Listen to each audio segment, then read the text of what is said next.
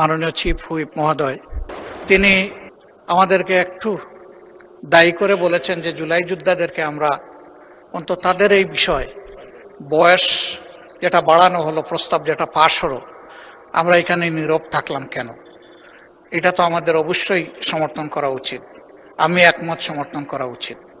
সেদিন নিশ্চয়ই আপনি স্মরণে থাকবে যে যখন এই বিষয়গুলো আলোচনার প্রসঙ্গ এসেছিল তখন বলেছিলাম যে আমাদের সামনে যে রিপোর্টটা এসেছে এই রিপোর্টে কোনো মূল টেক্সট নাই। আমরা অনুরোধ করেছিলাম মূল টেক্সটটা থাকবে আর পাশে তার সমাধান অথবা প্রস্তাবনা থাকবে। আপনি একমত হয়েছিলেন।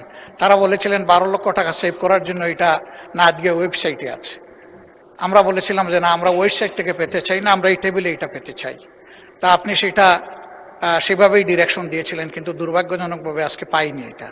এখন নামাজ পড়ে এসে পেয়েছি, এই জন্য ধন্যবাদ। কিন্তু আগে তো পাই নাই। এখন যে জিনিস পাই নাই তাতে হা বলবো কিভাবে, না বলবো কিভাবে, এটা কি আমাদের অপরাধ? এটা তো হতে পারে না।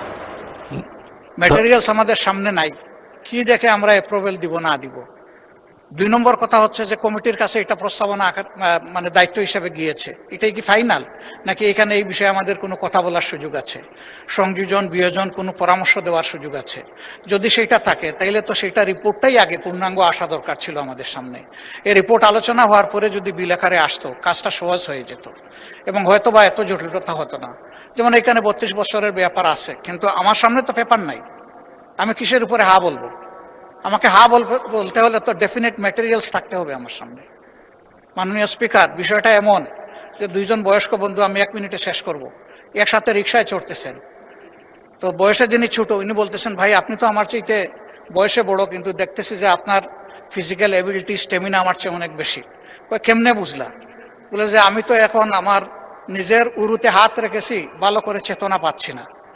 তো বড়জন হাসতে হাসতে বলতেছে, হাত তো রেখেছ আমার উরুতে, নিজেরটাই রাখো, তাহলে চেতনা পাবা।